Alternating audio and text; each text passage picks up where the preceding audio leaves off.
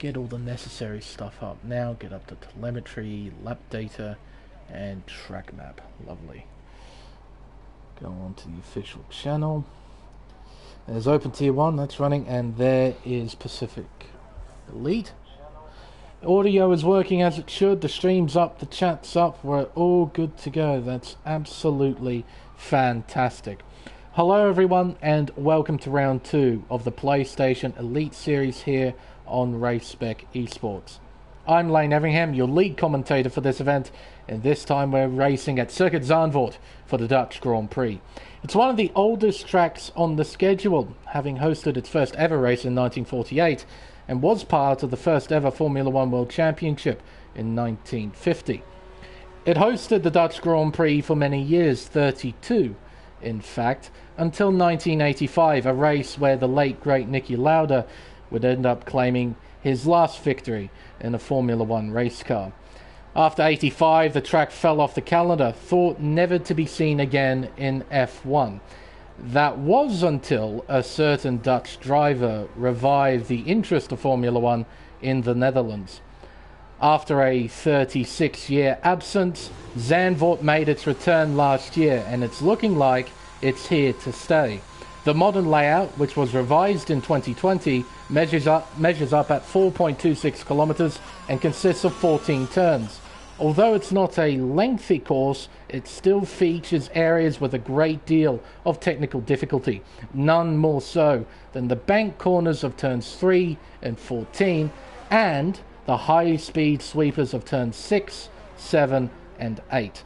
The circuit also consists of 2 DRS zones that lead into turn 1's Tarzan corner and into the Mickey Mouse turn 11-12 chicane.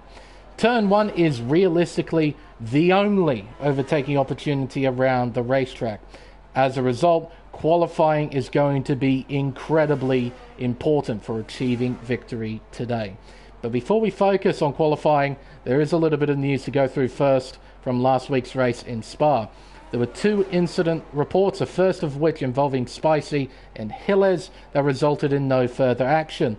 The second incident report involves Silderfort and Ferrari Pro, and that resulted in Ferrari Pro receiving a 5-second time penalty and 1 penalty point for violating Rule 3.1 of the Race Spec Racing rules. As a result, Ferrari Pro would be demoted from P6 to P7 in the final results. In the Drivers' Championship, Vengeance is leading, and he's also absent for today's race. He's sitting on 30 points, followed by his teammate Marcus Costa on 23. Then Gilles on 20, followed by Spicy on 17. Then ACW on 15, who is also absent for today's race. Bags Liddell is next, followed by Ferrari Pro, then CBF Chip, Karma AU, and rounding out the top 10 is Plevs. In the Constructors, Williams are leading on 53 points, followed by Mercedes on 32. They've got a pretty comfy lead after round 1, has to be said. Next is Haas on 23, followed by Ferrari on 21, Aston Martin on 13. Red Bull and McLaren are currently equal on points. They both have 7, followed by Alpine on 5, Alfa Romeo on 4, and AlphaTauri yet to score. Now that's all the news out of the way. I can now introduce my co-commentator for tonight, who is once again KD1997. Now KD, you've driven around this racetrack a few times. What's your thoughts heading into this race here at Zandvoort? Well, for this race, definitely it's going to be quite a challenging technical racetrack, as you've mentioned a little bit in your intro. I do find this track to be quite, well, in my opinion, actually a very fun circuit to drive on. But in terms of just trying to do any sort of overtaking, it can be an absolute nightmare. Like you mentioned, there's only one realistic overtaking spot, which is just the first corner, Tarzan corner, turn 1. You can have a little bit of areas you could do, and maybe before that Mickey Mouse chicane, like you mentioned earlier, but that's realistic. But other than that, that's pretty much about it. But yeah, now this track though is fun as far as qualifying, as far as qualifying track. Not the greatest race track, if I'm perfectly honest. No, I completely agree. It's a bit like tracks like Hungary, or Monaco is probably the most famous example of a qualifying circuit. But I imagine this 18-minute qualifying session is going to be quite a lot of fun. Now, what do you think the drivers will have to look out for in terms of technical sections around this circuit? Well, you got the bank corner of turn 3. That's obviously one area you have to keep an eye on because of the, especially with these cars being traction limited, you're gonna have to be very careful how much power you put on the throttle. Turn 7, I know, is easy to understeer quite a bit through the sweeping right-hander, and also turn, I believe it's turn 9, where you can clip the inside curb, but if you do, you'll end up on the outside curb, and thanks to these cars having the ability to bottom out, you can basically get stuck there. So you got to be very careful how you judge that corner. Yeah, curbs are going to be playing a massive part during qualifying in the race, I imagine. They're quite tall here at Zandvoort, so if you dare touch them, there's a fairly high chance you're going for a spin. It's just the nature of these curbs. Anyway, Ferrari Pro is on an outlap. We're right on board with the Ferrari driver, our defending Elite Series champion. Give you a tour of this 4-kilometer racetrack. Down into turn 1, Tarzan corner, hard on the brakes, bringing it down to 3rd gear, then back on the accelerator, nice and gently, using a little bit of outside curb as they head up to turn 2. The right-hander now into turn 3, the first bank sweeper. You have to be a bit careful here, as Katie mentioned, getting on the throttle. It is easy to lose the car there. Through turn 4, into turn 5, into turn 6, now into the very tricky turn 7. You need a lot of downforce through here. You need a lot of commitment as well, but you can't overcommit, otherwise you'll go into the gravel trap on the outside. Around turn 8, heading into turn 9. You have to be careful with that outside curb, just like Katie mentioned. And around turn 10, that inside curb is incredibly nasty at turn 10. Do not touch, and I mean that, do not touch it. But definitely touch this curb, turn 11. You want to try and jump over this as much as you can around turn 12. Then up towards the penultimate turn, turn 13. It's important that you get this corner right because it dictates how fast you go through the final bank sweeper of turn 14 and how fast you go down the main straightaway. Ferrari Pro will head up towards the line and jump up to the top. How about that? Only 4 thousandths of a second separating the top two right now. It's Ferrari Pro on provisional pole. It's Silderfort in P2. And I believe he's on a in-lap? Yes, he is. He looks like he is, yeah. He's down by 2/10 the first. But, yeah, that's an interesting how should I say this? Comparison to that curve turn 10. It's almost like you would talk about Hungary's turn 5. Just don't want to touch that curve at all. Absolutely. If you touch it, car goes around and you can just wave goodbye to your lap. Actually, Silderford is on a push lap. He's up by 6/1000 in the middle sector. Really? But he lost the back. But he lost the back end though, coming out at 12. Let's see. But he, nah, he's backed out of it now. He was up. Like it. Yeah. Popped up that he was like purple through the middle sector. Interesting. Because he found a fair bit of time then in that middle sector. He lost a fair bit in the first sector. He was almost 2/10 down, and that's why I wanted to flick away. But yeah, no, credit to him. He found time in the middle part of the lap. It's just unfortunate he lost time towards the end of it. But it just shows there is plenty of time to be gained and lost around this technical little circuit. Speaking of which, Chip has made a mistake. He's in the gravel trap, and as he's worked out, these Formula 1 cars aren't too good in the gravel. He needs to be very careful rejoining the racetrack in a nice, safe manner. He's currently P11 with a 1 minute 12.002. He is less than a second off pole position at the moment. I think someone else just went off at turn 14. Well, Alpine that caused the yellow flags there. Oh, a Haas has come off just ahead of Power Sight here. That would be Andre. Yep, here comes his teammate. Oh, hello! Oh! Well, thank goodness ghosting was turned on there. Otherwise, that would have been a monstrous accident between the two Haas cars. I'm sure Hillez isn't too impressed with what he saw in front of him. And I won't think he's too impressed. Oh, hello. Here comes a Red Bull. Hello, Red Bull. Here comes an AlphaTauri. Oh, dear, oh, dear, oh, dear. There's a Williams coming too as well. That would be Marcus Costa, considering his teammate Vengeance is absent for today's race. Yeah. as Chip has left the session. He's in the pit lane as I speak, so hopefully he'll be able to rejoin as soon as possible. But yeah, no, I guess Hill has got a bit spooked seeing his teammate at the edge of the circuit and made that mistake, costing him his flying lap and shredding those soft compound tyres he was on. He'll come back in and get those replaced, as Bags Liddell was up by 1/10 of a second, and I think Hill has his spun entering into the final corner as Marcus Costa has just jumped up to pole position with an 11 flat.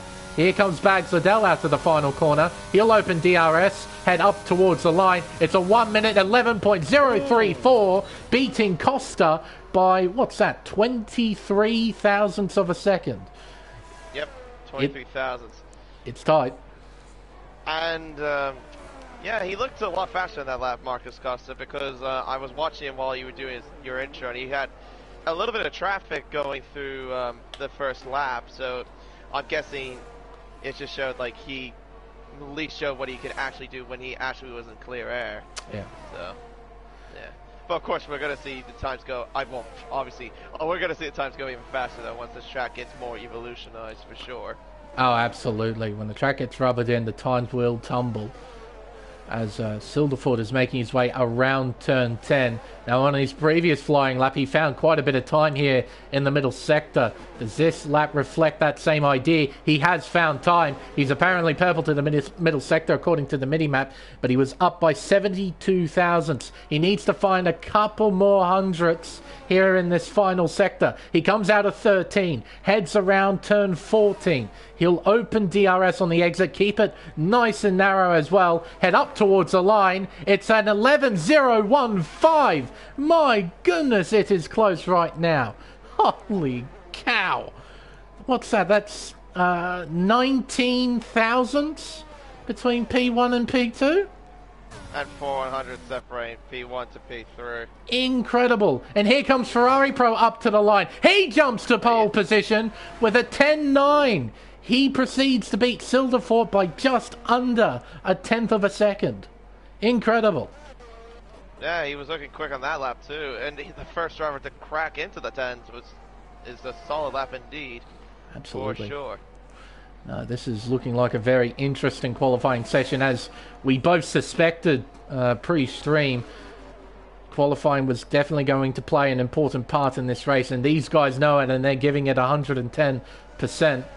Coming out of turn 10, his players making his way up towards the middle sector split. What does the clock say for the McLaren driver? He's pretty even at the moment with his current personal best. Can he improve to the final sector? Plebs is currently sitting P9 with 11.6. He's making his way around turn 13, around the final corner, turn 14. Will he duck back into the pits? Will he complete this lap? He's going to complete this lap. He crosses the line.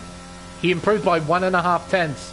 To set a 1 minute 11.450. Spicy, currently P5 with a 1 minute 11.182. He's currently 2 tenths off pole position right now. He needs a pretty decent lap here to try and challenge Ferrari Pro. Is he up to the challenge? Here we go. Up towards turn 1, hard on the brakes, bringing it down to 4th gear, short shifting to downshifting to 3rd, short shifting to 4th, out of turn 1, around turn 2, into the sweeper of turn 3, keeping it nice and narrow at the bottom of the racetrack, out of the sweeper, around turn 4, into turn 5, up towards turn 6 and the first sector split.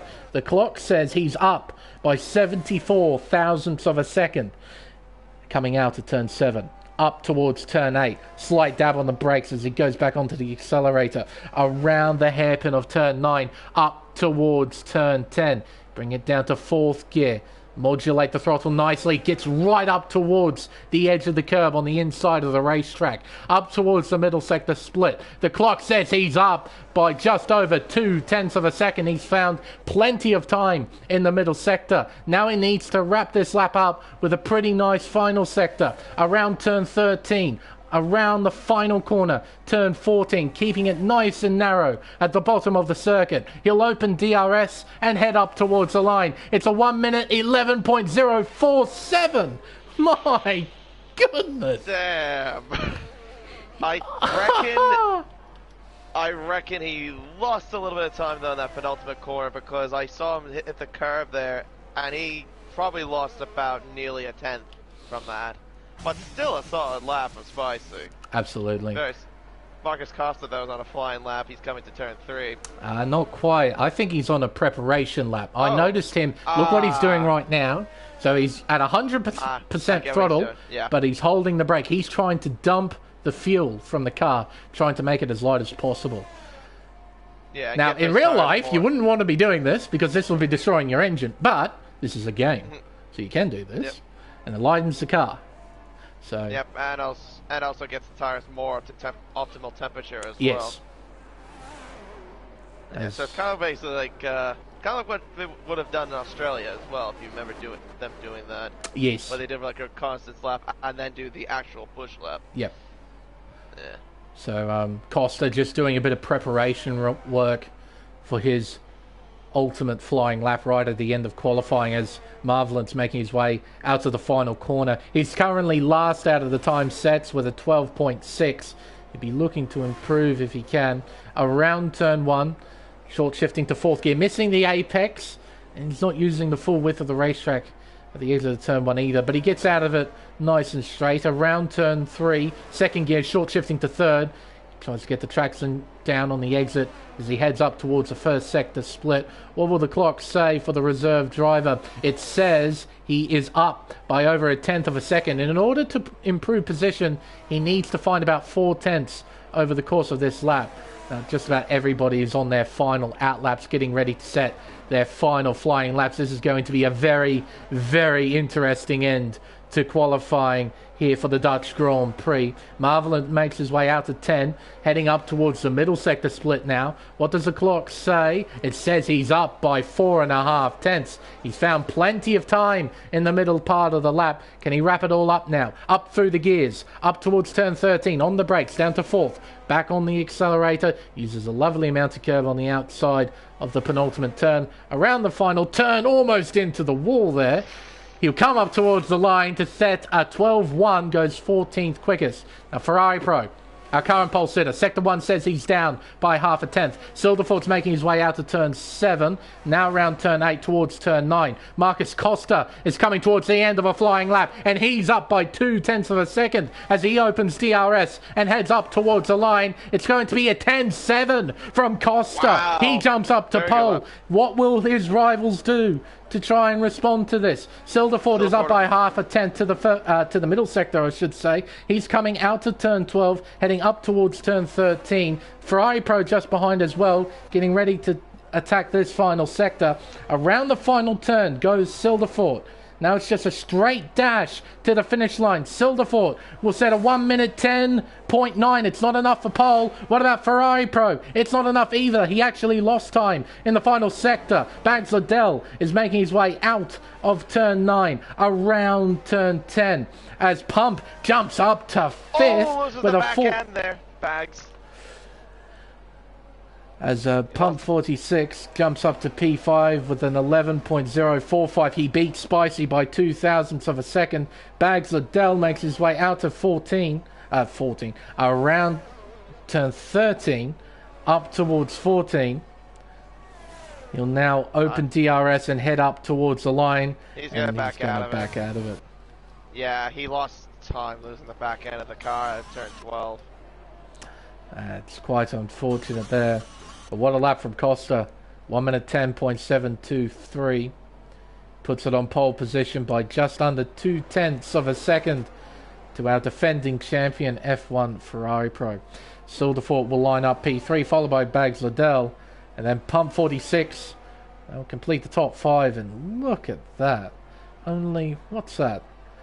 13,000 separating P4 to P6. It's not much. It's not much at all. It's quite incredible. In fact, it's 1.5 tenths separating P2 to P6. Very close. Very good to see. Yep, and the top 3 drivers are the only drivers to crack into the 10s as well. That's it. The end of the all-important qualifying session. We'll go through the official results. would be Marcus Costa, who starts on pole position after he set a 1 minute 10.723. That second preparation lap, giving him that extra little bit of time. F1 Ferrari Pro will line up alongside him on the front row in P2, followed by Silderfort P3, then Bagsladell in 4th. Pump 46 will complete the top 5, followed by Spicy, then Midas. Plebs, Nick, and Hilles rounds out the top 10. Roscoe Arm P11, followed by Karma, Chip, Marvelant. Palasite and Andre will start from the very back in 16th. Only 1.5 seconds separating the entire field at the end of qualifying. Well, Race time. Soundboard provide what it does best so far. Close qualifying. That's unlucky, ACW. It's a bit poor timing. Well, best of luck with your prelim exams, man. Best of luck. Yeah, that's what he mentioned to me earlier. There you go. It's always important that you prioritise those sort of things. It's a big moment getting ready for those. Exactly. Education is important.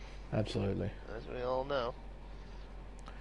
Now, race time. Hello, intermediate conditions. Well, I didn't get a weather report. I didn't get anything, so... Neither did I. So, yeah. We came in cold for this one. Oh, well. That's the drivers... Well, you wouldn't have to change too much with the setup for these sort of conditions. Zandvoort's already a high downforce racetrack. So, you wouldn't need to change much at all. Maybe the only thing you could do is just maybe change a bit of the diff, make it stiffer, I guess. Maybe. That's the way to do it, but other than that, nothing else. Especially off the line, I imagine you want a pretty locked up diff for the start. You don't want to be wheel spinning up into like 4th, 5th gear off the line in these sort of conditions. Oh, heavens, yeah. Drivers will set off on their formation lap, and you can tell from the light rain, it's intermediate conditions, it's not full wet. So I imagine everyone will be starting on the inter. And yep, everyone's starting on the inter. So we don't need to run down who's starting on what. Everyone's starting on the same tyre, which is great. So just a matter of how much drama will we see at the very beginning of this race. I mean, in dry conditions, you can see a fair bit of drama here because it's not a particularly wide circuit. Turn 1 can become quite tight. So, I imagine in these conditions, there's a fair chance of seeing some drama. Yeah, the only thing you're going to be seeing for this is just the cars just follow one another. Yeah. But of course, main thing too is to keep your tire temperatures in a more optimal window. Obviously, because I don't know how it is with these things around here, but I remember from last game, it's easy to get them pretty hot from last game. If you were in these sort of conditions, following the car and whatnot. So, and I just received a message from ACW in the chat. Looking off Roscoe's stream, it's supposed to be raining through the entire race. So this is going to be a long 36 laps. If that's the case, a very long 36 laps.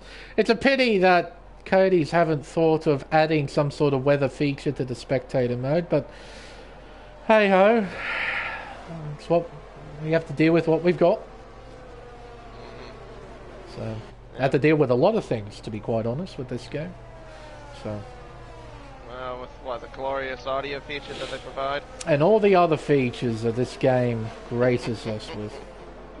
Honestly, it never disappoints. Never disappoints. Just like that visual glitch you can see in the far shot there of the track just sort of glitching out a little bit. It's great.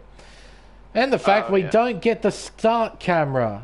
We have to use these. Rightio, we're going to have to use this shot. It's the only one we've got.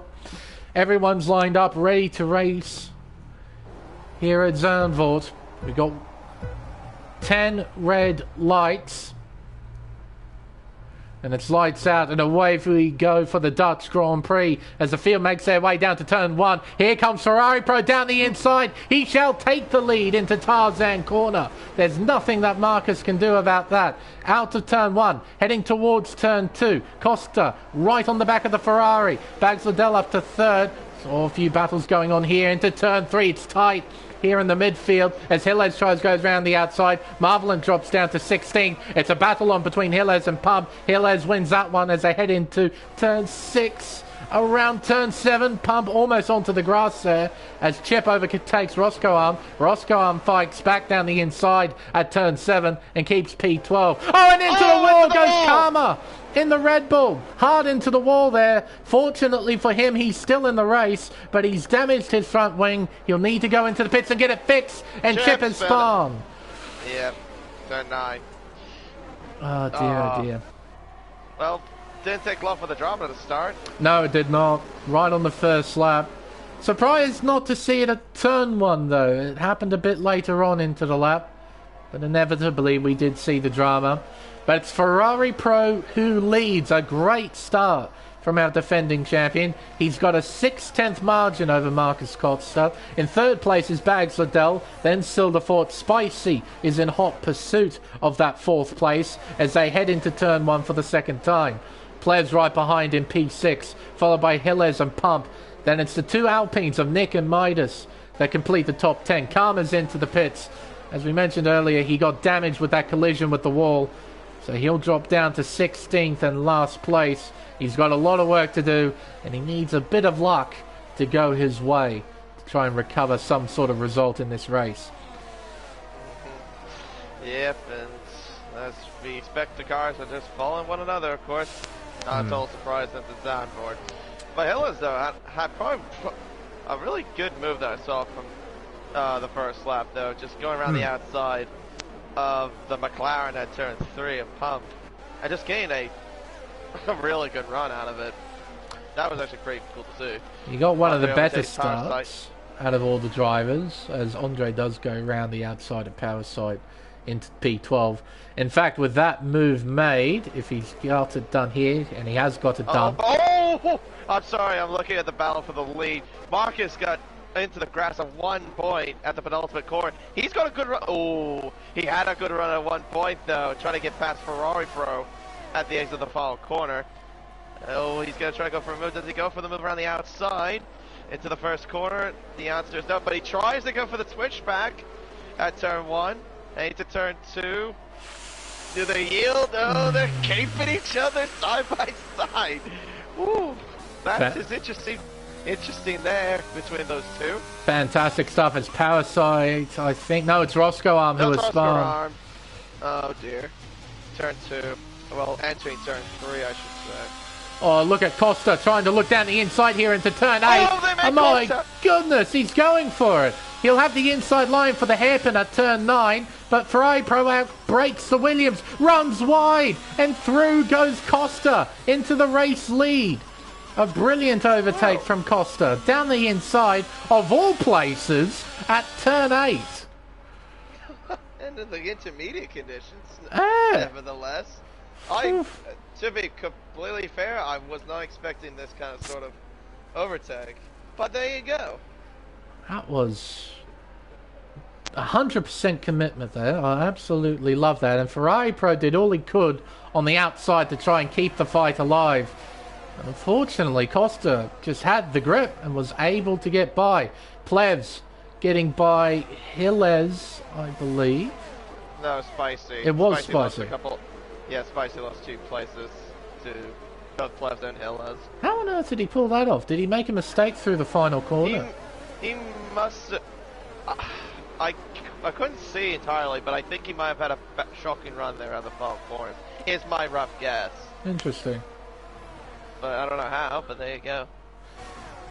No, well, he's still very much in the fight. He's right on the back of Hillez, so this battle is definitely not over, not by any means. So still got a long way to go, and Roscoe Arm is into the pits. Presuming, running wide is Bags Liddell in the Aston Martin. Oh, and out for the race is Power Side. Where's the crash? That's a turn. That's a turn 7. Oh, yep. Hello there. That's a big head-on collision there. Yeah, I think that it is. he lost control coming out of 7 and put it into the inside wall. Quite easy to do, especially in these conditions. And it's a full course yellow, and a safety car has been deployed. So this will bunch the field up. I wish one day that they'll actually get that fixed, where they actually can tell you if it's a PNC or a proper safety car. It would be nice, yeah. Yeah, like they've done in the previous games. Yeah, I don't know why it's a full course yellow. Like it's the safety car prompt has worked perfectly well in previous games. As Spicy goes in, no front wing change. This is just a strategic stop from Spicy. Marlin's in as well, probably for the same story. Yeah. Yep. Just a strategic call. Get on some fresh tyres. I don't know about that though. You have lost. Oh well, that doesn't help. Oh, he's lost it. Has he? Oh, he's lost in the pit lane. How on earth have you ended up here? Okay, I'm guessing. I've never seen that before. I've been focusing on Marvelin, and then I just noticed that. He's got a missing front wing as well. You'll have to come back in. So what part of it is that he hit the wall? I'm guessing at pit exit, and then went that part of the track somehow. At least my rough guess. I don't know. I don't know. He's done something. Or his rig has done something. I don't know. But well, he's done something all right. That we could definitely say. Well, because of that, he's probably going to get dropped down to last because of it. Yep, absolutely. I mean, Karma's only 12 seconds behind. You're definitely going to lose more than 12 seconds with a pit stop and a front wing change. So yeah, I've also noticed around this place too. Apparently, the pit lane speed limit has changed to I think it was at 80 kilometers an hour beforehand, and it's now like 60. I think it was it not 60 in last year? Oh. No, it was 80 kilometers an hour. Interesting. That's also why the pit lane was so fast around here too. Obviously, like you would lose about, I don't know, well, from last game I would say about 16 odd seconds. But I think for this you probably lose like maybe 5 seconds more, maybe less than that. I'd say, I don't know, but I haven't done a test for that, but I would give a rough estimate for that. Front wing change for Spicy. And you saw as well he was serving a 5-second time penalty. I presume that was for crossing the pit lane exit white line. So how would you got that at the first warning? That usually happens after you do it the second time, if you get crossed over the pit exit the white line. I'm not know. Guessing. Let's have a look actually. We got the opportunity. Yeah, might as well. Incidents. He got for corner cutting. Oh. And he got another 3 seconds on top of corner cutting.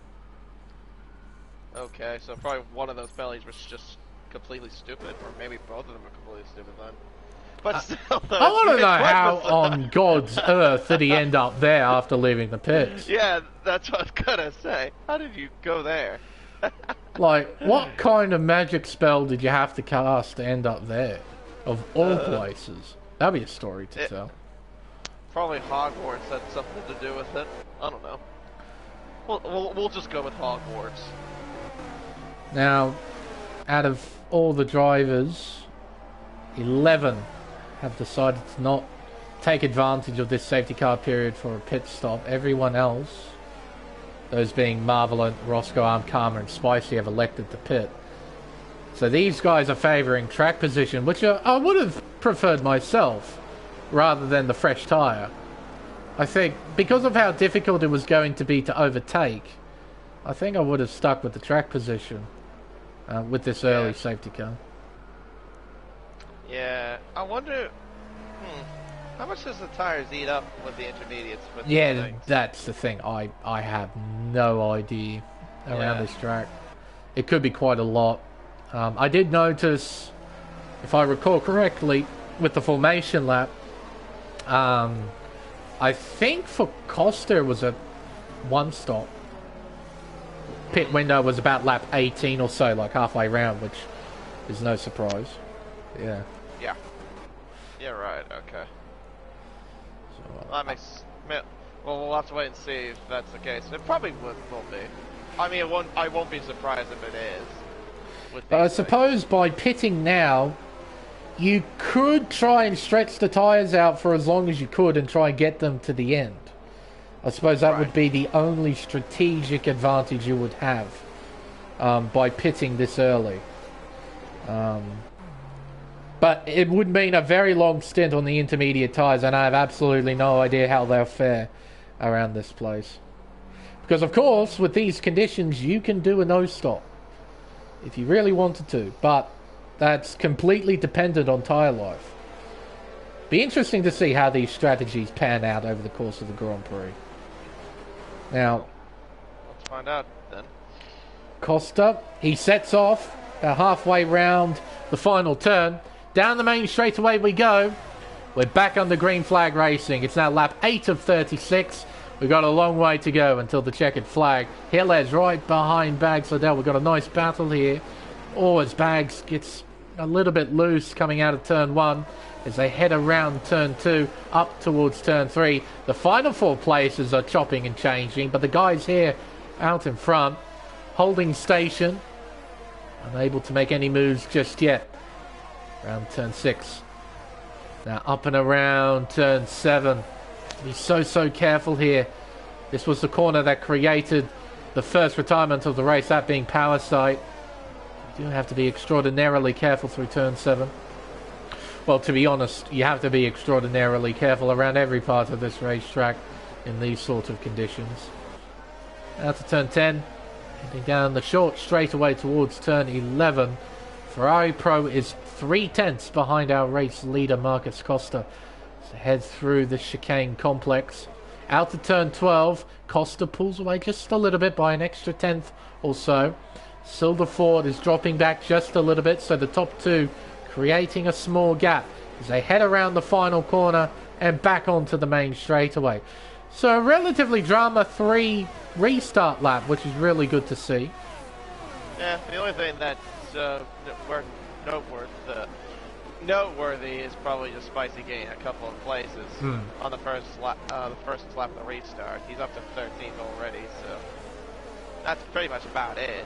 But yeah, everyone's just kept it clean so far. I think everyone's mindset is to sort of drive safely, not aggressively. Because it's still the very early stages of this race. If you put a single foot wrong, it's race over. Yeah, Power Sight can tell you all about that. So,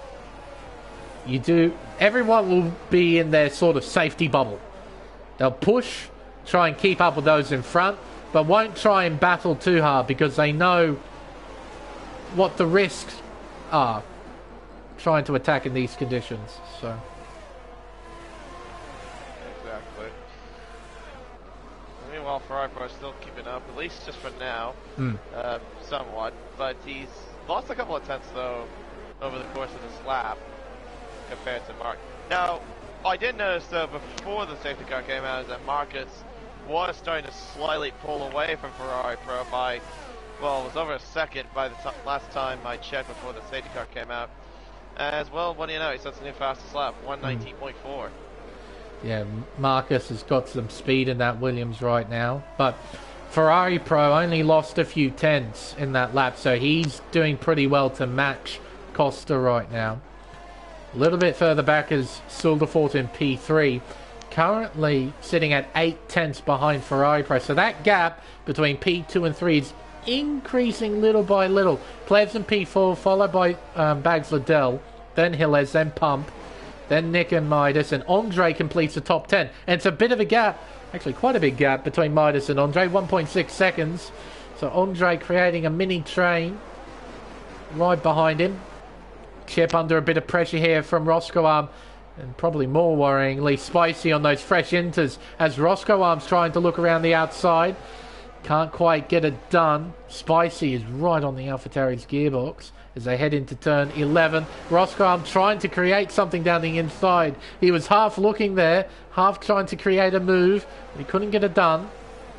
Spicy right behind, lingering, waiting for his moment to strike. Out of 13, around the final corner as Costa sets another new fastest lap. And he's now built a 1 second margin over Ferrari Pro, so that gap is still extending. And here comes Chip down the inside of Andre at turn 1. He moves himself into P10, and Roscoe wants to follow suit. Oh. Well, that's really quite tight out of turn 1 as they head into turn 2. Andre drops down to 12th. Spicy trying to find a way by. Looks to the inside here at turn 3. Gets to drive out of the corner as well. It's a drag race, and it's pretty even as Spicy goes through. Yeah, and Andre went on the grass at one point there too. Thankfully he managed to keep the car steady.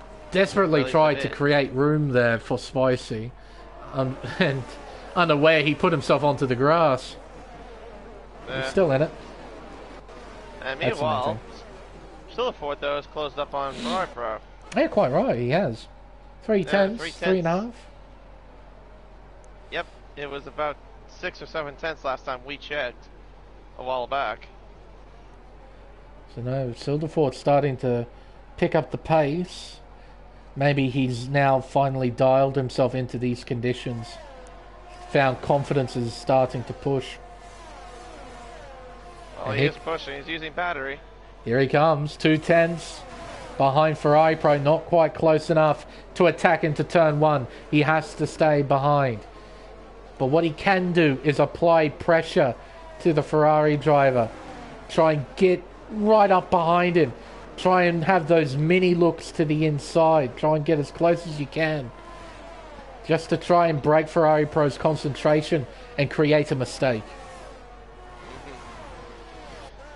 Maybe we're just waiting for Silverford to have a little bit of Isaac cushion side, because I know they're both Singaporean. Maybe can release some sort of rain god sort of material here. We'll have to wait and see.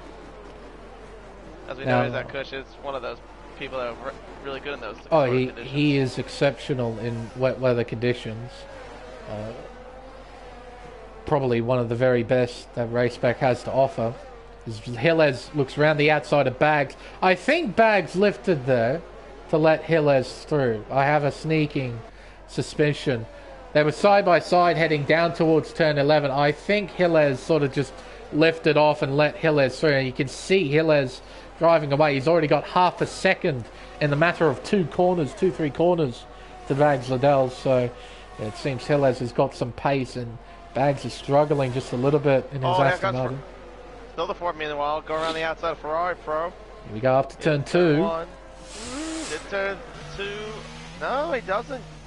Stay with him. Yeah, I guess going around the outside of turn 2 in these conditions, it's going to be tough to stay alongside. He just won't have the grip of the car on the inside. So, yeah, Silverford, I'm sure he would have loved to fight, but yeah, there wasn't really much he could do. But he's still right on the back of the Ferrari, heading around turn 8. He's got to run. He's looking to the inside here at 9. Here we go. The battle is truly on. Oh, a bit of a wiggle, though. It's cost him. That little wiggle cost him a run here at turn 10. But he's right on the back of the Ferrari. Ferrari Pro, though, gets a lovely exit out of turn 10. Pulls away by a few hundredths as they head into turns 11 and 12. So a nice scrap between these two. And now Plevs and Gilles is already caught on to the back of this. So we've got a 4-car fight for P2. And it's a 1.5 second gap back to Bags Liddell. So yeah, Bags doesn't have an enormous amount of pace in that Aston Martin right now. Has lost a fair bit. Yeah, it's going to be tough. He's trying to keep the car there on the outside. Ferrari Pro gives him room, but he gets in front. Keeps P2. Situation. Yeah, same situation though as last time. Yep. Well, one person though that'll be delighted of this is Marcus Costa, because now it's a 2-second margin.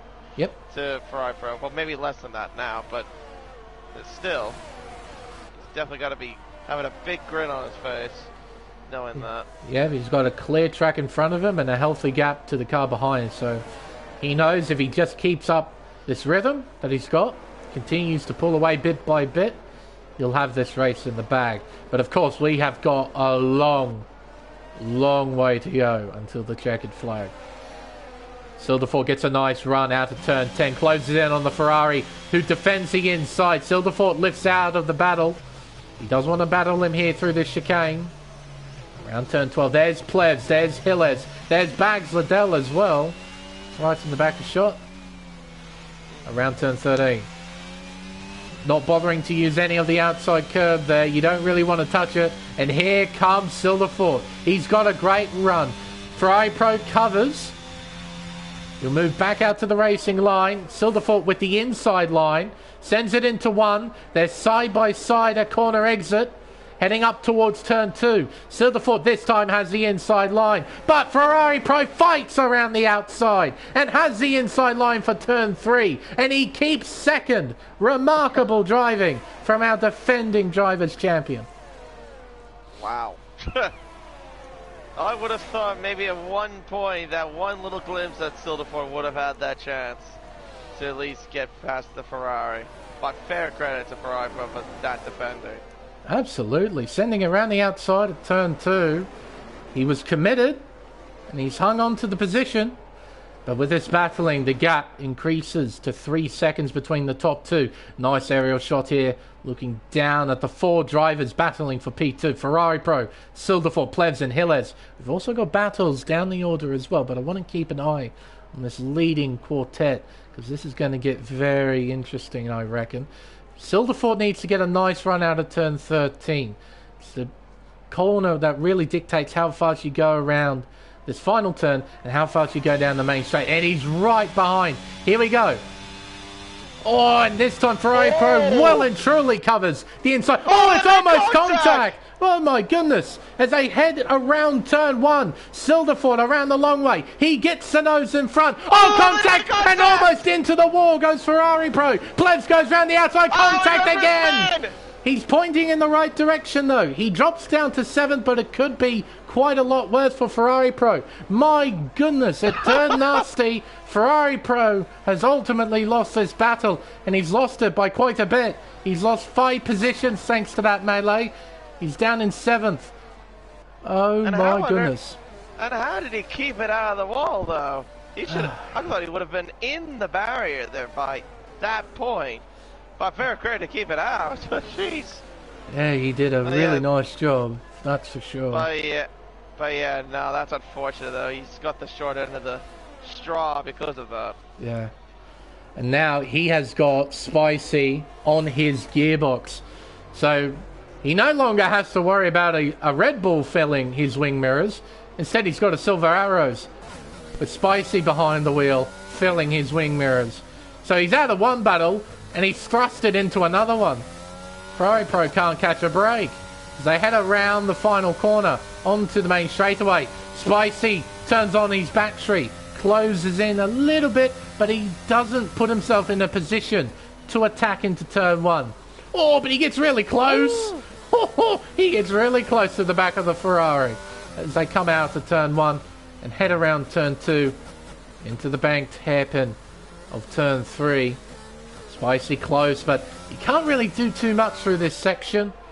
You sort of have to hover behind, wait for your moment to try and pass. Meanwhile, Hilles, he's right on the back of Plebs as they head towards turn 8. Can he try and create something maybe here at turn 9? Ascend perhaps? No. Hilles, a wiser driver, stays behind. He's waiting for his moment to try and strike. Now, pumps on the back of Bagsler's as well. So there's a battle on for P5.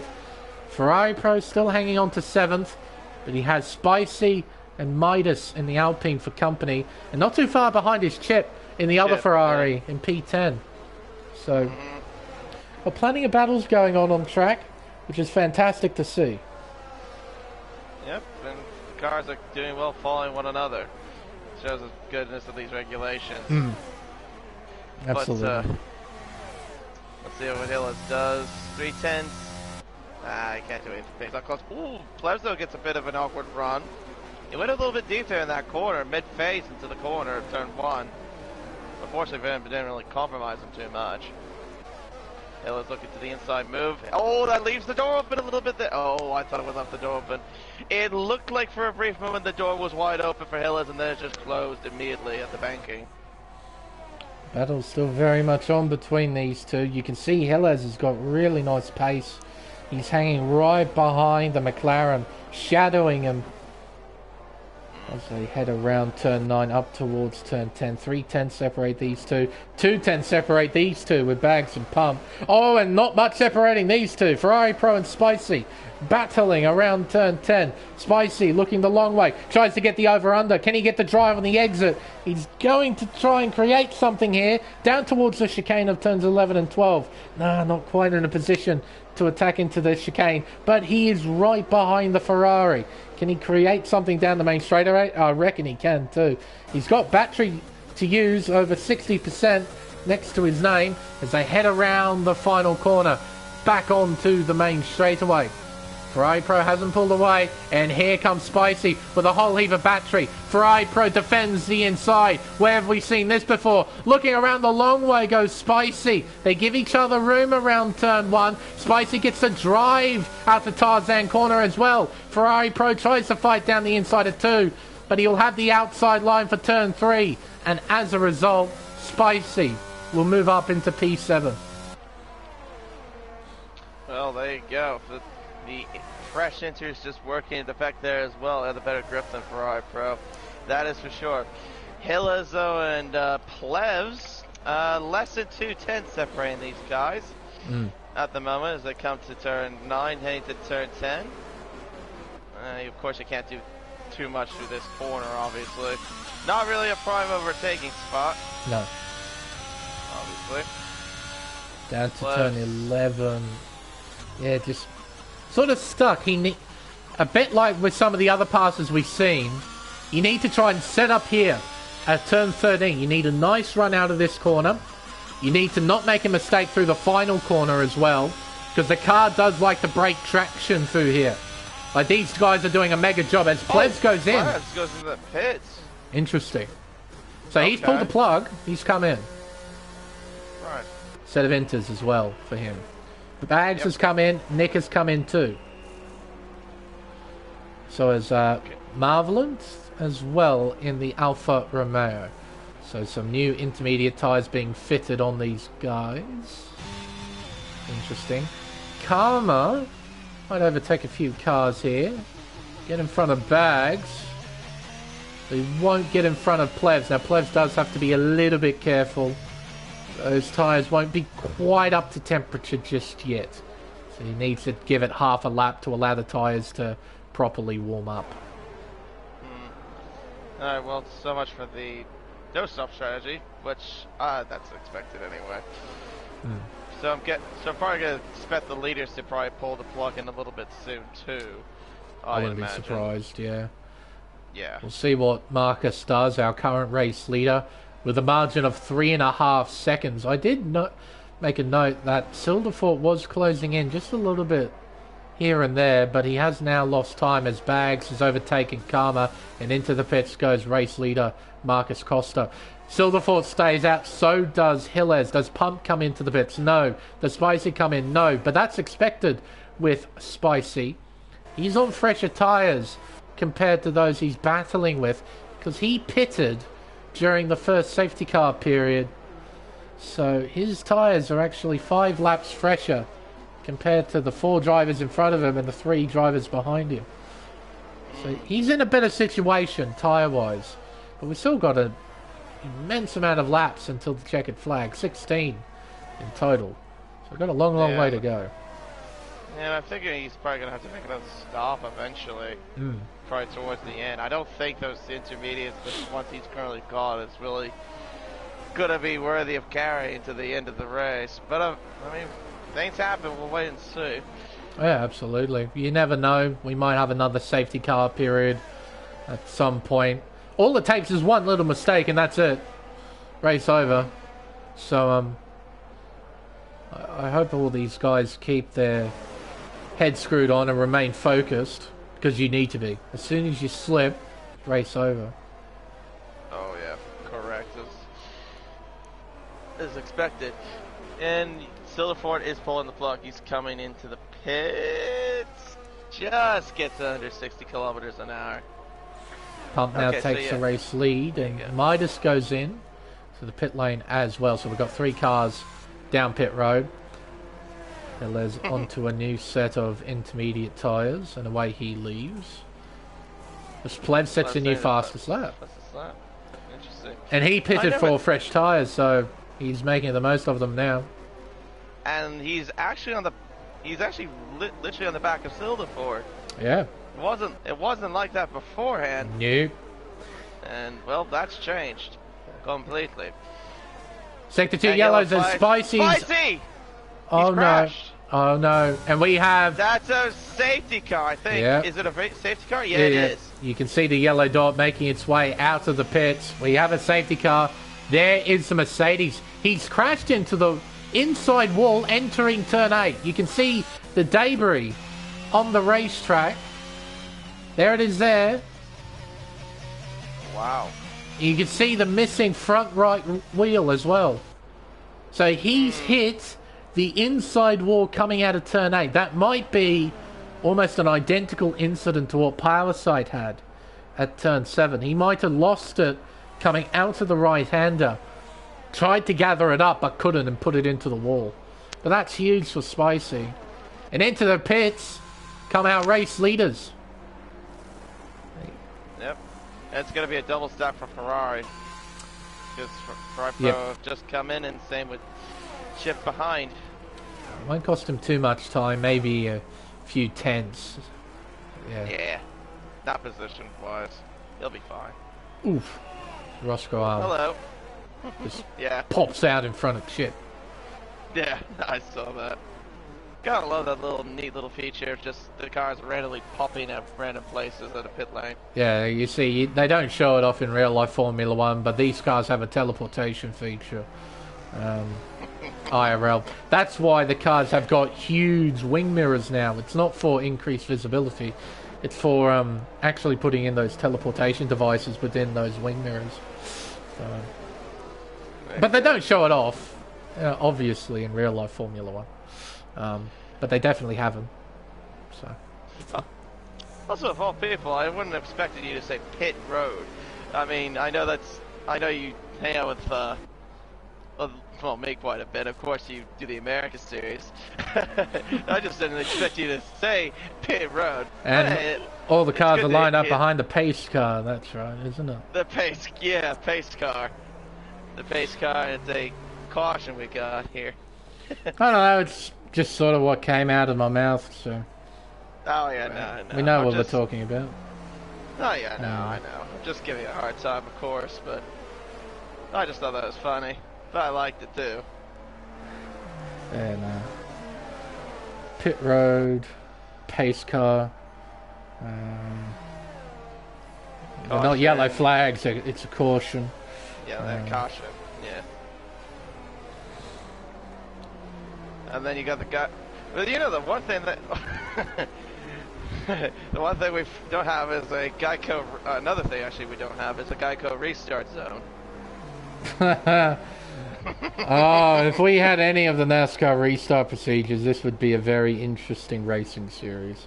If we had like a green-white checkered system, it would get nasty. The overtime system. Yeah, that would be very interesting. Indeed. Or even better, they introduce a caution clock to Formula 1. Please shut up about that. Nah, come on. Who doesn't love just a random caution clock, you know? It's right.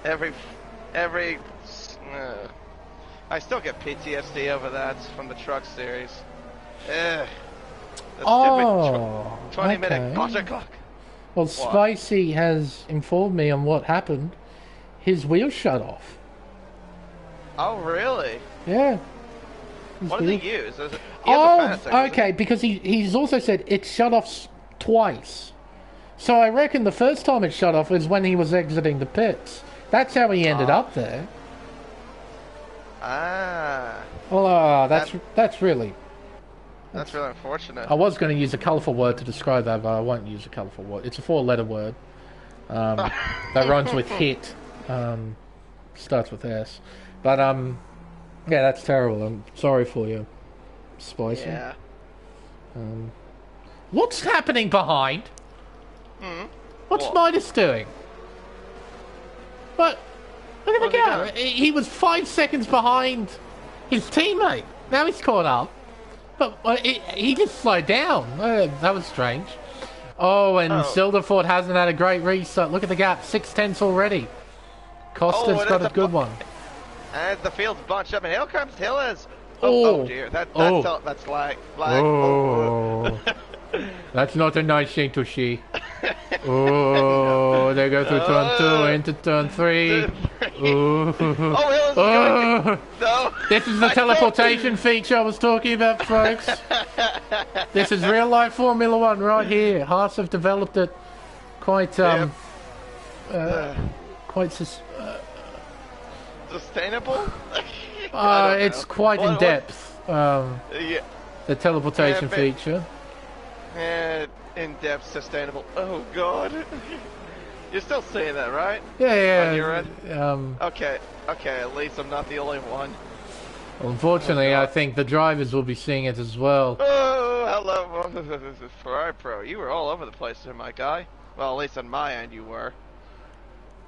I don't like that. No, I don't think the other drivers will be liking it too much either, to be brutally honest.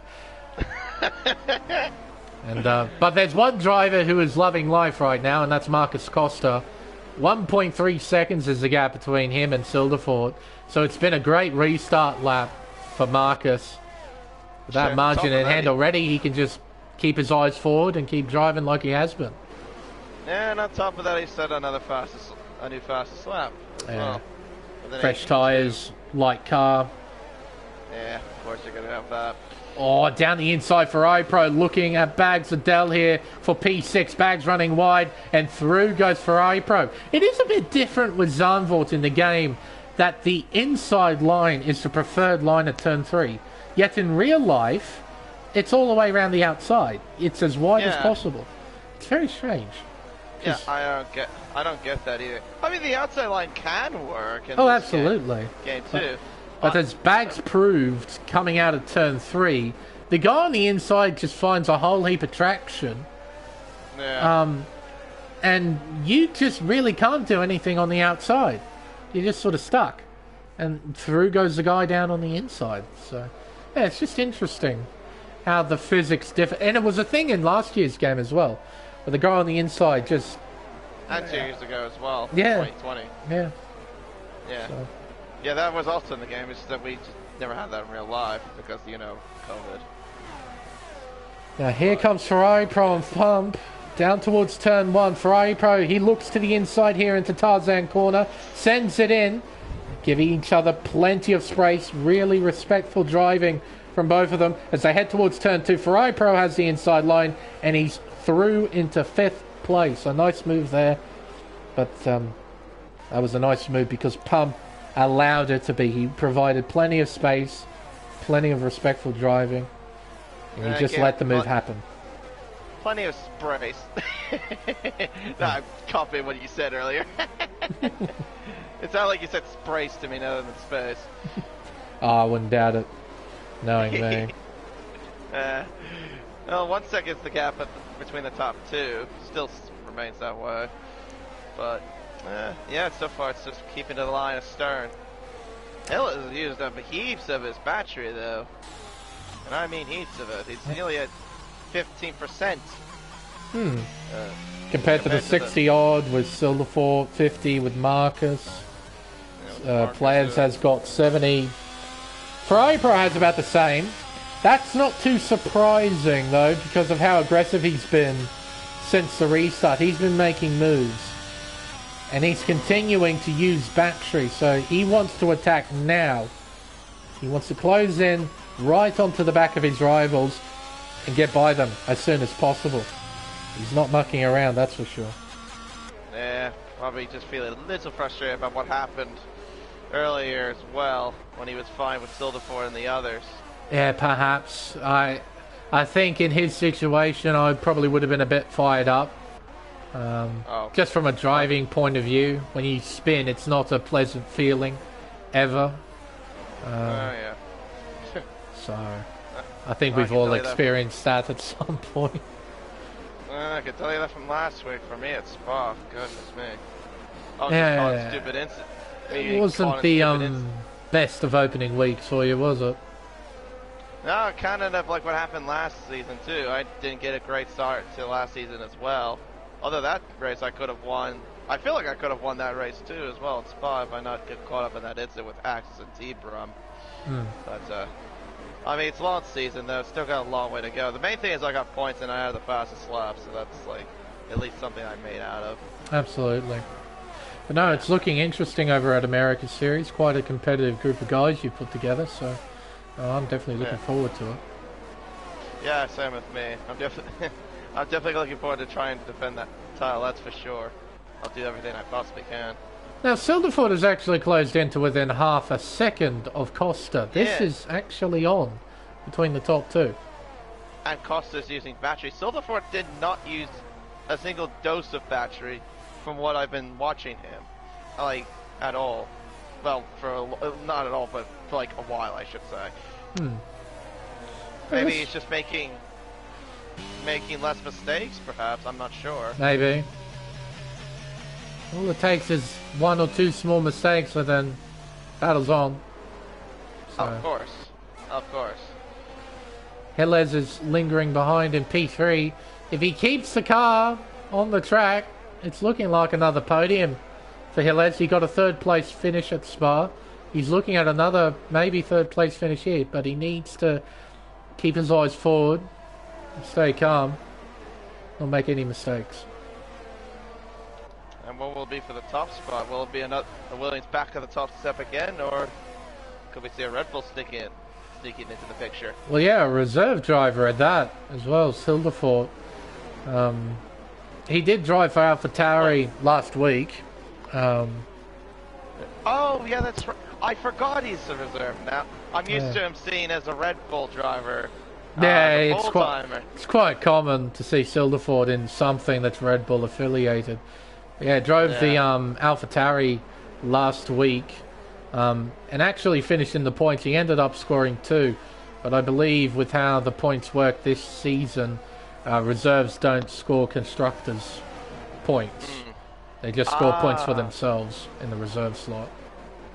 So. Well, Silverford, meanwhile, I thought he had him opening there with Marcus at one point at turn 9, but apparently that door closed. But he's using his battery now. I just saw him use a little bit down the back straight. Yeah, he's right up the gearbox of the Williams. In fact, he might be able to create something at turn 1 if Silderford gets a nice run out of 13. Well, let's see. I think Marcus though might hold on with this for now. Yeah, he's got a gap in hand, so he should be all right. Well, it looked like from when I was on board with Silderford, it looked like he was scraping a tiny bit of the wall there, just like a wee bit. But nice, he seemed fine. Actually, Hillers, he's not too far behind this. He's 7 tenths behind.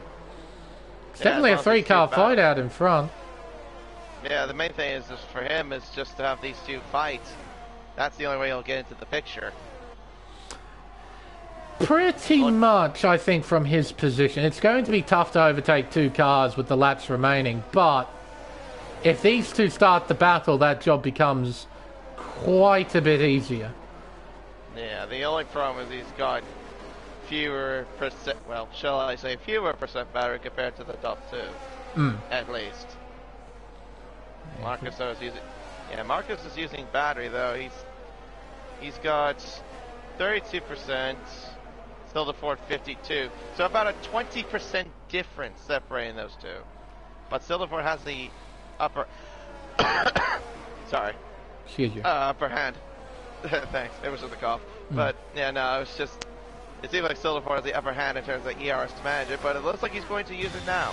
Here he comes in the slipstream, using a fair bit of battery, looking around the outside at Tarzan corner. He draws alongside the Williams, coming out to turn 1. Marcus has the inside line, though, for turn 2. Oh, Silderford running on top of the curb there. Running wide, though, is Costa. He's compromised himself a little bit at turn 3, but he still maintains the lead. And Hillez still right behind, half a second separating the top 3 cars, and we've only got really 4.5 laps to go here for the Dutch Grand Prix, and it's well and truly on. There's no penalties. This is a genuine fight between these 3. It is well and truly on, and it's a game of resources, I think, because as you mentioned, KD, Silderford has got a considerable advantage in terms of battery. And anyone who's played this game understands how powerful the battery is, how powerful ERS is.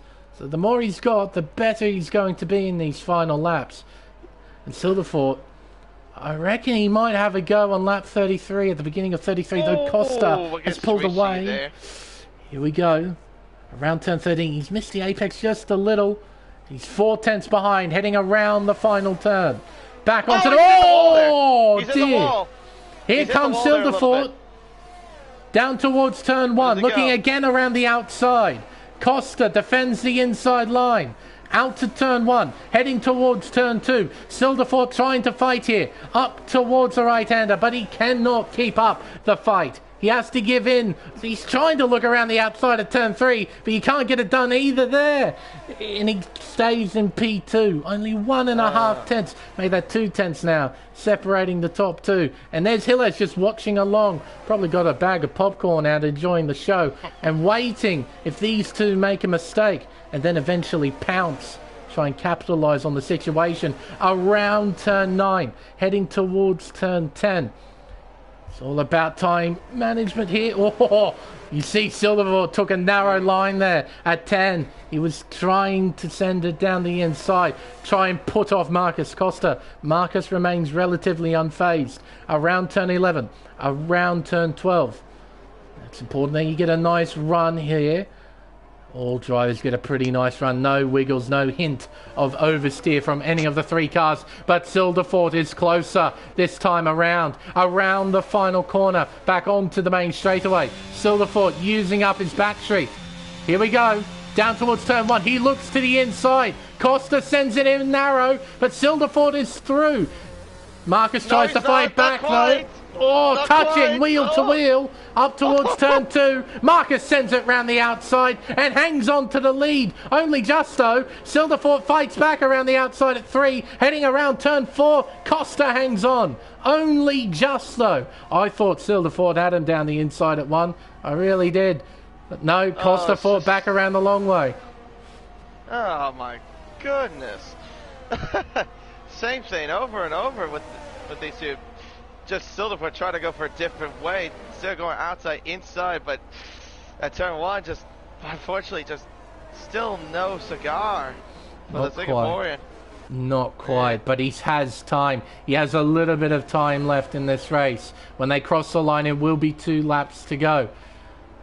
That's plenty of time to try and create a maneuver. Marcus needs to do a hell of a job to try and hang on to this. He's under a lot of pressure, and Silderford does have the resource advantage. Hilles lingering behind still, waiting, being patient. He's on for another podium finish. I'm sure you'll like that a lot, but it could be a lot more if luck favours him. Down towards turn 1. Silderford not in a position to attack this time around. This time he waits behind Marcus. Exiting Tarzan Corda, heading towards turn 2.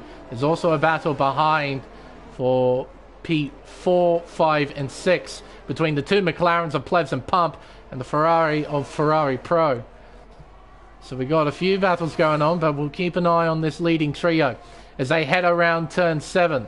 The gap 3 tenths between the top 2. It shrinks a little bit through 7. Heading towards turn 8. It shrinks again to 2 tenths. Heading towards turn 9. Ascend maybe? The answer is no. He stays behind Silderford. He's waiting for his moment to strike. He looks to the inside, sends it in narrow into turn 10. He closes right up to the gearbox of Marcus Costa, heading towards the chicane of turns 11 and 12. Silderford awfully close, but not close enough to send it on the Williams driver.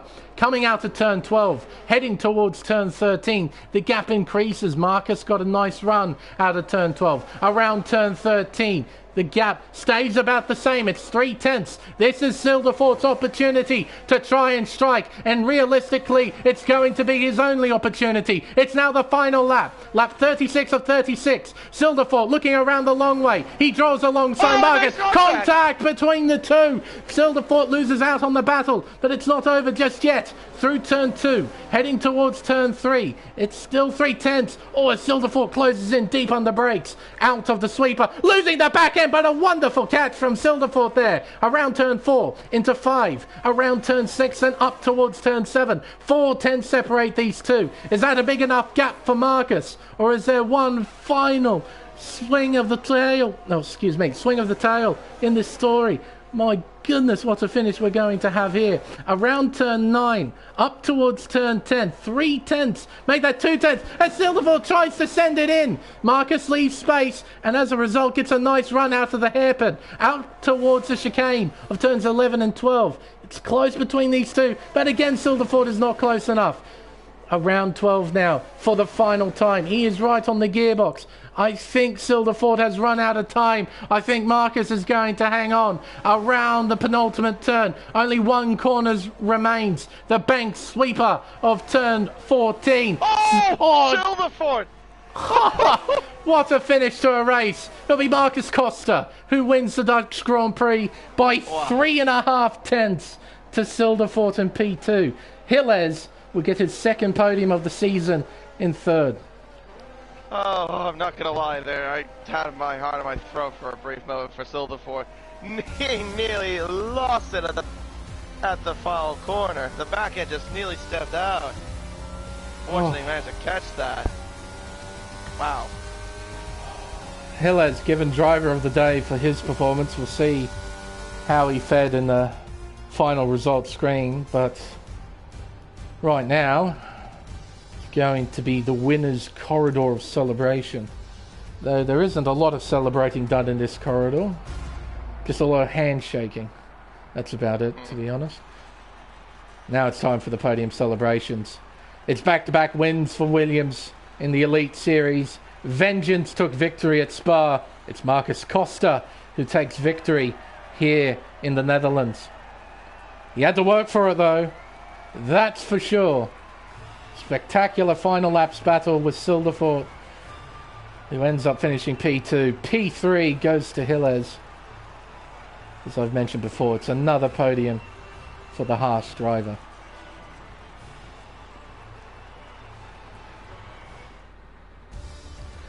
So, the unofficial results of the Dutch Grand Prix. Marcus Costa takes the win and fastest lap as well. A full complement of points. And I believe with this result, he'll take the lead of the Drivers' Championship. Silverfort, P2, an awesome effort from him. A mega fight as well between him and Costa. But he ultimately came up second best. Gilles, P3 from P10. He was given Driver of the Day. Outside of the top 3, we have Plevs, Ferrari Pro, Pump, Bags, Midas, Roscoe and Chip completing the top 10. Outside of the 10, we have Nick, Karma, Marvelant, Andre, and our 2 retirements, Spicy and Power Sight. Whew. Well, when you know there was a good race, it's basically laying out of breath. Yeah. And it was a good race. Right at the end, definitely. That definitely was. Just Silverfort had this second wind. Just picked up the pace after the second safety car period. Created an awesome battle. And Gilles was right there, watching along. If those two had a proper shunt, he was taking the win. That's for sure. Oh, 100%, yeah. And Costa drove 110% to hang on to that. He defended like a lion on that final phase, I'll definitely say that. Absolutely. But no, that's probably one of the better wet weather races I've seen. Not just in this game, but just in my commentary career. A lot of the time, wet weather races, the only way they become interesting is through drama. Through like crashing and incidents on track. It certainly had drama, but it was just the action, the sort of tension of it all was incredible. Yeah. That was a lot of fun. Now, we'll go blue screen just for a bit. I'll invite the top 3 in. We can have a nice chat about what happened over the course of this Grand Prix. So we'll be back in a few moments. Alright. Top 3. Hopefully, they're all appearing online. Make things easier for me. There's Silderfort. There's Hillers. Did it go past M? I must have. Yep, there we go. Marcus. Add players.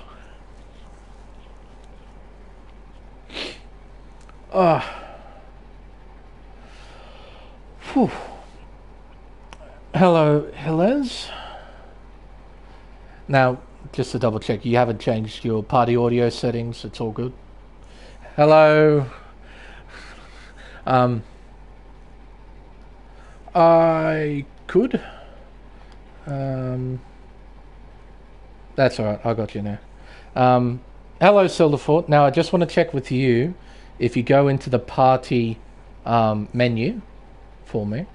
Go over to view... go to party audio settings. And just check if allow your voice to be shared is on always allow.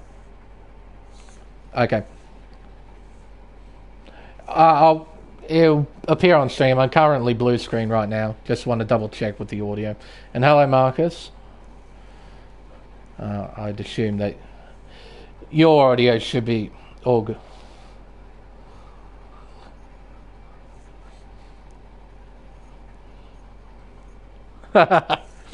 All right, we got some.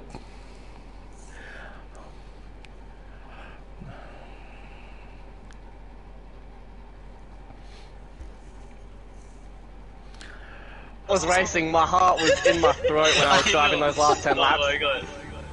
Oh my, I can't wait to go back and watch the stream with the commentary. It's gonna be mental.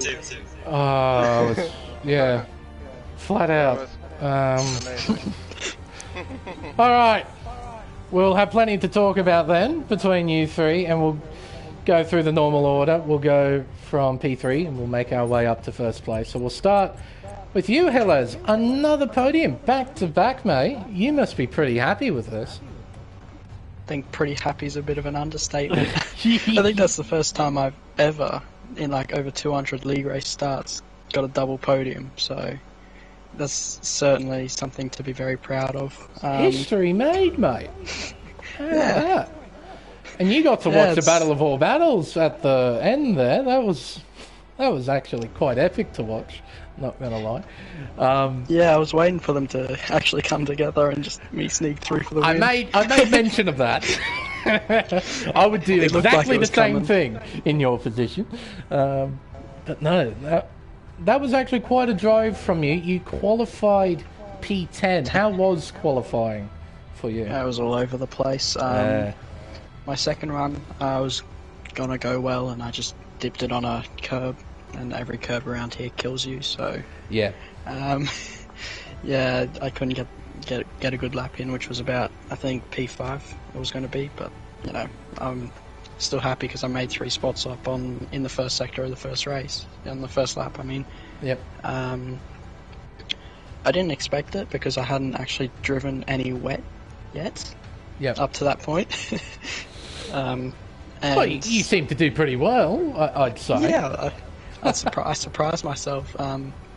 It was basically the same as the dry, to be fair, with my acceleration. It was just the mid-corner speed was a bit lower. Okay. That's the only difference I really found. Usually it takes a lot longer for me to find the rhythm and the groove, but I just found it straight away, pretty much. You made mention of the start of the race. You made up a few positions early. How was the race generally for you? Any hiccups along the way? I had one little moment going end of sector 1, that long right-hander. Yeah. I was really pushing for a fastest lap, and I actually touched the outside curb before the corner. There's that little tiny one that's about 2 meters long, and the car just got beached on it, and I was like, oh no, it's going. But Nah, I saved it, and then that was just before my pit, and God, I was thinking I should stay out one more lap, try and overcut Silver Fort. Of course, the safety car comes out. Yeah. Because of that. But right at that sort of opportune moment. It was quite unfortunate as well. Spicy informed me that his wheel shut off. I mean, that's why he had the shunt. Yeah, poor fella. It actually shut off before that. I think it was coming out of the pits because we found his car in the gravel trap on the outside of turn 1 coming out of the pits. And we tried to work out what kind of spell he would have cast in order to put his car there, because we had no idea. His car went from pit exit to the gravel trap on the outside of turn 1 somehow. So poor fella. Yeah. But no, you had quite a nice drive right at the end there, keeping up with the top 2. How was it at the final stages? The final stages, it was just waiting and waiting for that opportunity that didn't come. Yeah. I saw they were taking the inside quite going into the corner, like nowhere near the racing line. So I was like, this is the moment they're gonna have their little moment, and I can just sneak on through. But I really nailed this safety car restart as well. I just snuck past Plevs, made sure I didn't overtake him before the line, and we had a good little battle going into the banked, turn 3? Yeah. I just got the traction down on him on the outside, which was surprising. I didn't actually expect that. I hadn't done any wet laps, so I didn't know what to expect. But yeah, congratulations to the top 2. I don't want to take up too much time. That's thank you okay. for having me again. I'm willing to spend time on this one because this was quite a lot of fun. It's for wet weather race at that. KD, have you got anything to ask Hillers? Not necessarily, because you kind of pretty much asked all the questions that I was thinking of asking. But other than that, really, it was a great effort from you, Hillers. You should be definitely proud of yourself for getting yourself another podium as well. Another P3, and yeah, what more can you ask for? Thank you. One final question from me. Next week we're heading over to Monza. What's your thoughts? I think whoever did well at Spa will do good there. It's basically the same. Straights and understeer setups Pretty will much. be king, so I think you might see a bit of a similar order to Spa, and it's a good one for me because I did a podium at Spa, and maybe I can expect the same thing. Another nice result. I don't want to get ahead of myself though. Oh, that's right. But I wish you the best of luck then for next week. But for now, congratulations on another podium finish. Well done, Hillers. Thank you. We'll move on to P2, and it's P2 by not much. 3.5 tenths at the end of it. Silverfort, mate, that was a hell of an effort right at the end of the race. That was really something. But before we touch on that, let's go all the way back to qualifying. How was it for you? Qualifying was actually quite decent for me. It's like one of the only actual times where I felt satisfied with my qualifying lap, because all the other times I would just like bottle it at one corner when I have like 2 tenths up. So yeah, good qualifying. P3. Actually quite confused in the qualifying session because the game said it was raining, but there was a sun icon on the screen. It's like super confusing. Right. Yeah, but I made some minor tweaks to my dry setup, and yeah, got a good qualifying position. But race start, how was it for you? I'm trying to remember the race start. It was so long ago. I can't think race. I think I got jumped by somebody. Yeah, I got jumped by Bex in. Oh yeah, that's right. Bex got a mega start, if I recall. Yeah, and Marcus got a bad start as well, so Ferrari Pro just sent it. Yeah, and I'm still trying to process what happened. Jeez. It was quite the battle to watch. Well, you had a battle before that, if I recall, with Ferrari Pro. I'm really sorry to Ferrari Pro. I'm not sure what happened. I barely touched him on my screen. Yeah. But I'm really sorry because I'm not sure what happened. Yeah, he wasn't backing out. Yeah, I was trying so hard. Yeah, that's what he mentioned in the comments, or not comments, but in the Elite chat, apparently that he got turned in. I'm guessing it was relative related to the incident. It's definitely me, but yeah, he wasn't really backing out. So I was just trying to put some pressure on him, and we made some contact. And unfortunately, he spun. Did he get any damage? I think he might have had a light tap with the wall, but he did have a spin, but he got pointed back in the right direction fairly quickly. He went down to 7th and tried to recover from there. Unfortunately for him, after his battle with you, he got thrusted right into a new one with Spicy. So, yeah, it was a fairly intense night for Ferrari Pro. But, alright, let's get to the meat of the sandwich, shall we? Yeah. After the final safety car, it was a battle between you and Marcus. But that didn't really look like that was going to be the case at the beginning of the that sort of final period. Like, Marcus got a fairly decent restart, but you started to recover time. Were you confident with the car? Yeah, no, the first step after the restart, I was just trying to find the limit so I don't spin out and die in a wall.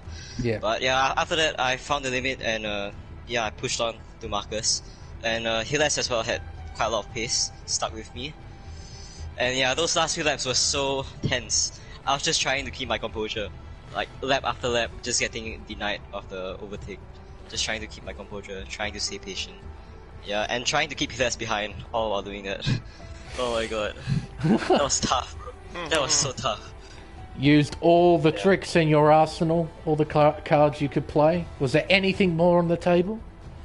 Probably a last lap dive bomb, but I wasn't gonna do that. That's just dangerous. But yeah, I remember there was one time where he like pushed me right against the wall. It was like super scary. I thought we were both gonna die. Oh my god, that was so scary. Oh my yeah, but it was really fun. I still enjoyed it, even though I didn't get the win. It's still really fun. GG's to Marcus. He parked the bus. Absolutely parked the bus. That was no, it was a hell of a display to watch. I thought you had him though at one point. You sent it down the inside at one of the few opportunities you had the inside line down to turn 1, and Marcus managed to hang around your outside around turn 1 and sent it round turn 2 to have the inside line at 3. I thought you had him. Oh, I also thought I had him, but then I got a little bit over serious. Like, oh shit! Yeah. Oh, it was such a superb. Well, you came into the party buzzing. Yeah. I'm guessing this is probably the best battle you've ever had in a league race. Yeah, best. Yeah, that was good. But, KD, have you got anything to ask Silverfort? Well, I'm just gonna say, I think Lane pointed out too as well during commentary.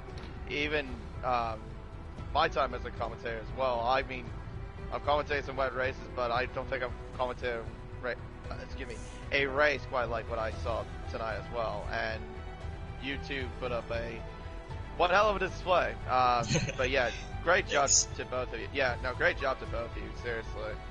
No, that was a hell of a battle to watch for an intermediate race, let alone. But Silverfort, one more question from me. I know you're a reserve driver, but next week we're heading over to Monza. Now, if you're competing, how do you think you would fare around the Temple of Speed? I'm not reserve. Are you not I'm reserve? reserved for Pacific, not Elite. I could have swore you were reserving for AlphaTauri. Oh wait, I'm full time. Were you in the AlphaTauri for Pacific 2-1? No, I was in the Haas, where I watched San Easy get murdered. Yeah, I was in a Haas in the Pacific race in Spa. Yeah. I could have swore you were in a AlphaTauri, unless I misread the reserves list. No. Full time. Oh, You can check it okay. right now. If you are full time, well, scratch the part of me. Well, I mentioned you were reserved throughout the entire race. Turns out I'm wrong. Wait, oh, shit. I could have sworn. Anyway, Monza reserve next week. is second place. Monza next week. Enter that bit. I'm going to do my research here. How do you think you would fare? Yeah, I'm gonna see if I can turn on my FPS. Try to get it right over the Try and lower it, will you? Yeah. Oh god. Yeah. That's quite a thing, I have to say, where people change. You can change FPS and it changes how you ride curbs. It is I'm gonna change to 1 FPS. 1 FPS, bro. Yeah. Get the mega strats out. 1 You won't even see FPS. it. And, oh yeah, Lane. Actually, I'm looking at them. Yeah, last year. I mixed He up was in- with he was in the- He was in the Marvelin. Red Bull. Yeah. he was I've in the mixed Red you up Bull. with Marvelin, so Marvelin's a reserve driver. You're full time, yeah, but you ended up mean, not scoring at. I don't blame you because last race I had a shocker. Yes, today was a bit of redemption as well for last week. Last week was I could join in that horrendous. the point. I had a shocker last week in the American Series. And Well, yeah. long season. Yeah, hopefully I'll do well around that track. I do like Zandvoort quite a bit. Oh yeah, Fun track. Zandvoort is my favorite track on this game. There you So go. yeah, super fun. But no, congrats, Silverfold, on the mega result here tonight. Congrats on the P2. Yeah, thank you. We'll now move on to our race winner. It's another podium finish for you, Marcus. This time, it's a top step. Congratulations, mate. And you had to work for this one. My goodness. You had to drive 110%, try and hang on to that one. But initially, though, it was a mega qualifying performance. Put you on pole position. How was the lap? The lap was not too bad. I feel like there was a little bit more time, but obviously it was enough for pole, so not much to complain about. But yeah, I got blocked a little bit in my first run, and during my second run, my seat actually broke, so it was leaning backwards. So I was sort of pulling on my steering wheel, leaning forwards, which was frustrating. But I managed to quickly grab an Allen key and fix it before my final run. So no issues through the race either, thank God. An actual technical issue. I would have thought Spicy was the only one who had a technical issue. No? You had one as well. Gee whiz. But no, I think KD made mention that your first run in qualifying was balked. I think he was watching you during that period. But where do you feel that you were lacking time with your final lap, with your 10.7? Definitely at the final corner. I missed the apex a little bit.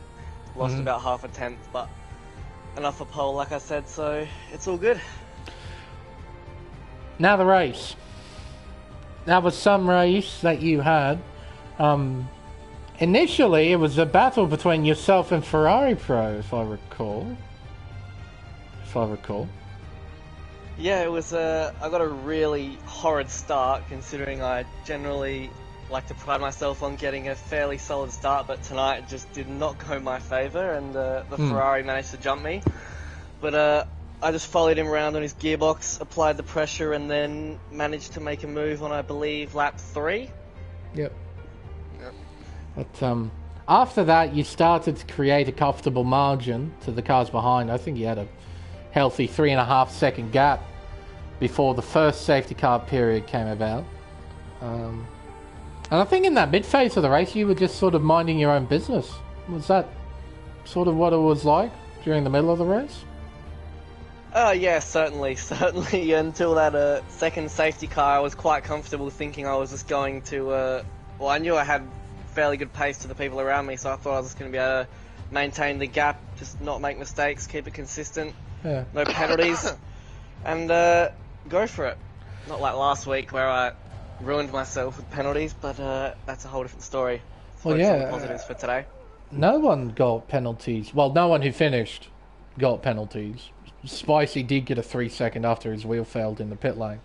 But other than that, everybody kept it clean, which I suppose we shouldn't be too massively surprised by, considering it was raining at Zandvoort, of all places. But that final stage of the race after the safety car period, were you I don't think you were expecting a charge from anybody, considering the pace you had before. Were you thinking, oh, okay, I've created a gap after the restart lap, just keep your head down and drive it home? Yeah, certainly. Because I was pulling away a little bit per lap for the first half, and I thought after the second safety car, I'm like, alright, lost my 3-second gap, I should be able to build it up. On the restart, I managed to get about a 1-second gap, got it up to about 1.5 seconds, and then it just started coming down quite quickly. And I was thinking to myself not to panic too much because I wasn't using battery, and I was imagining that the car behind, Silderfort in the Red Bull, was spamming his battery. But apparently that wasn't the case, because when he arrived on the scene, he was still an absolute rocket in a straight line. Yeah. That's something we noted. We had the telemetry up for the final few laps. Silderfort had about 20% more battery compared to what you had at almost all the final parts of the race. So Silderfort had quite the advantage. And as a result, you had to defend like buggery to hang on. Just take us through those final few laps and what you had to do to hang on. Oh, it was not what I was expecting, first of all, but it was so difficult. It was honestly the most difficult 10 laps of my league racing career to date, but it was really tough, and I had to really work for it and try and manage the battery, which I did not do such a good job of, but I just had to use it down the straight. Otherwise, it was like he was already on my gearbox down the straight, and I had no battery. I was panicking slightly, but I also did want to maintain my composure, because I know that one little error out of the final corner and that was it, done. Yeah. I think KD pointed out one moment you did have a small moment coming out of the final turn, brushed the wall on one lap. Did that actually happen to you? Yeah, because on the final corner I noticed that he was getting a super good exit, and because I had a dry setup on, I didn't have as much downforce as I probably should have had for a wet race, but it was enough to be consistent and enough to defend in a straight line with little battery. But yeah, I tried to keep it flat out of the final corner because I was doing a big lift through the banked corner, and it was causing me to lose so much time. And the Silderfort was getting right up behind me, so I knew that to maintain that gap I had to start sort of pinning my foot down and just praying that I don't either get oversteer or brush out to the wall. Just out of curiosity, what was your diff throughout that entire race? I ran 55%. There you go. 55 all around. Okay, well there you go. Almost completely unlocked. Almost. Yeah. I just wanted to make sure that I had the traction. Yep. Yeah, Especially out of turn one when I was battling with Silderfort, I knew that I had to get the power down, because if I lost him into turn two, or he had a overlap ahead of me, that there was no catching back up to him, and I wouldn't be able to pass him. Well, yeah. I have to say, that battle that you two had was just incredible, especially in these conditions. It is not easy at all. And one of my favourite moves, I think, I made mention of it to Silderfort, was when he actually went down the inside of you, you carried it round the outside of turn one, and then sent it round the outside at two. Like, the amount of commitment you must have had to try and hang on to the lead, it must have been at 100%. You were sending it in there. And the car stuck. It did. Oh, When I was going down the straight heading into turn one, I was trying to play it super defensive. Only a couple of times I had to play it super defensive because of the distance and his closing speed. But yeah. I left a really small gap, enough for a car, but not enough that I think he'd actually force his way in there. And he did. He did. He stuck his nose in there, and I pulled out a little bit and went to the outside, and I knew that his line was completely compromised because he was pretty much pressed up against the inside of the barrier. Yeah. And then I just hung it around the outside, put the throttle down, and just hoped that I didn't get any wheel spin. And because I was running a pretty unlocked diff at 55%, I managed to get the power down relatively easily and maintain it. And then, had to send it around turn two, because if I lost him there, like I said, all over Red Rover. Oh, and hang on. Silderfort, just one quick question. I just completely remembered this. and Marcus, you could probably add in your input. You had a massive moment out of turn 3 on the final lap. I mean, we just send it. Final Like, corner last bro. time. Just send it. I was just sending it. I was I like, did see it's that. now or I never. did see Bro. that. Now or never. It was like now or never. Now or Then I never, had, bro. like, some old Slam track the and safety. accelerator, and Yeah, then you do no, a no. classic catch out of the final corner. Out of the I think corner exit. I think I had the throttle pin all the way. I didn't even lift. I was like, I it's remember- now or never. I remember even like on the final corner of the final lap, I was watching you on board. You had a snap of oversteer at one point. My heart was in my throat when I saw it. I'm like, oh no, please save the car. And you managed to save it though. But I heard his car behind me rev out, and I look behind me and I see him like almost sideways. Sideways. And I'm like, how has he managed to save that? Unreal. Oh, I imagine Hillers, you got a pretty decent view of that. I imagine, like watching behind, and you see a Red Bull suddenly go very sideways on you. Yeah, I did see that. That was pretty funny. You thought, yes, here's my opportunity. Oh, he actually caught it. Oh, but no, that last lap catch, holy moly, that was something. But KD, have you got anything to ask our race winner? Nothing really too much to say forward, but no, GG to you, Marcus, though. Like, you pulled off a good, hell of a win for sure. I mean, to be fair, though, at one point, I think we probably mentioned already, I thought for 1 minute that you were probably going to run away with this win, like, in the mid-phase, because you definitely looked like you had the pace to do so. I'm pretty sure you would actually, I'll probably say there's a question. I'm pretty sure you probably thought about that too, huh?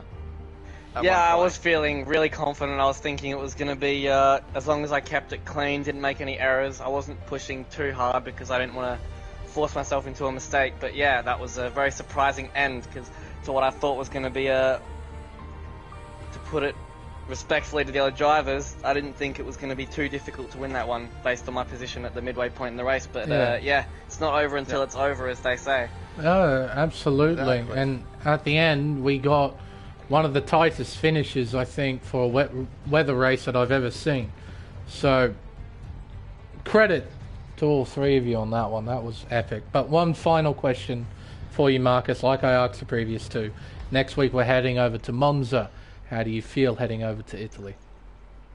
I do certainly enjoy Monza. It's pretty much just straights, couple corners, that's it's it. a simple race Really track. fun Not much track, to hate. but yeah, really fun track for overtaking, but also sometimes very difficult to overtake if it's just one big DRS train. Yeah.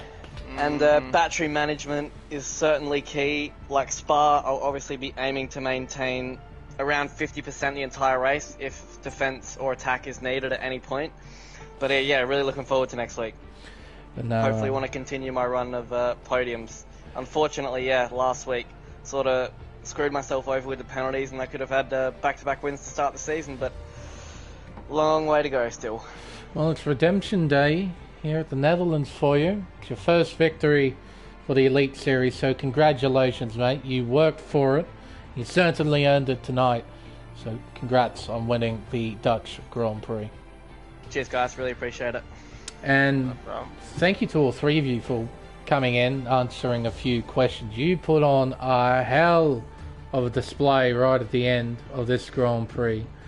No, definitely pats on the back to all three of you. That was mega right at the end of that race. That was one of the best finishes I've seen to a wet weather Grand Prix ever. And I've been doing this for 3 years, so that was certainly epic. But I think, KD, that will wrap everything up for this week for Elite Series. Not a bad race, I'd say. Not bad. I'd say very good race. And I'd say this is probably the longest interview period we've ever had as well. But certainly there was so much to talk about. That's, I was just standing here quietly until I had to wait for the opportunity to speak. But no, it was cool. watch and obviously listen to you guys react like that too is also another thing I like to It was listen epic. to. Yeah, of course. But, no, I'd like to thank you for your services once again. Your help is massively appreciated. So thank you, KD, for joining me here. Yeah, of course. But I think, everyone, with everything said and done, it's time for us to wrap up the stream. I've been Lane Everingham. My co-commentator, as always, is KD1997. Thank you all so much for watching, and we'll see you next week for round 3 of the championship at Autodromo Nazionale Monza for the Italian Grand Prix. Until then, it's goodbye.